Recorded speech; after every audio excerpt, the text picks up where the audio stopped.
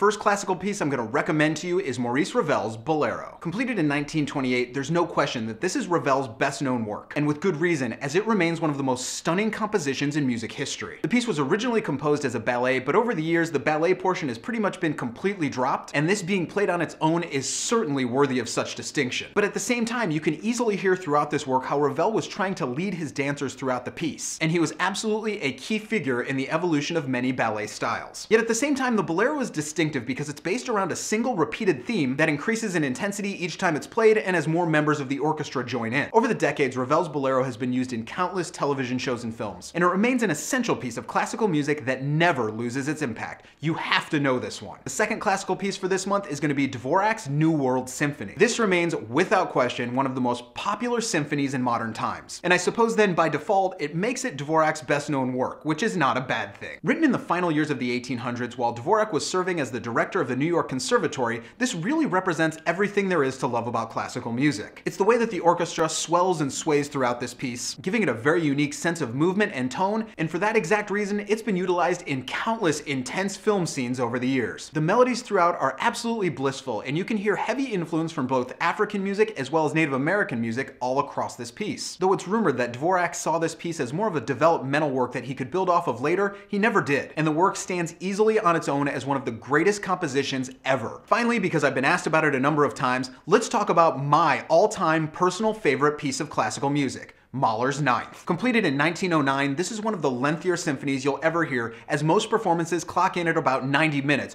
but trust me, it is well worth it. The key to this one is the dark intensity that runs throughout almost the entire piece, and as the composition progresses, Mahler finds a number of different ways to push the musicians to new heights, using unexpected changes in tone and speed, as well as completely unique distortions in the actual sound, especially during the second movement. It's the massive musical peaks all across this that will please most listeners, though I'll admit, for me, my favorite part is the fourth and final movement. In my opinion, that's where the real magic of Mahler's Ninth lives, and to be honest, it's really the sort of thing that has to be experienced live to be properly appreciated. The music becomes almost completely silent at times, save a lone violin delicately breaking that quiet at various points. And many interpret this final movement as Mahler's conscious farewell to the world, as he would not live long enough to see it performed live. While this isn't a piece you're likely to have ever heard or seen performed live, it is without question my all-time favorite classical work. And I strongly urge all of you to carve out some time in your day and give this one a listen. And if this is being performed anywhere near where you live, you have to go see it live,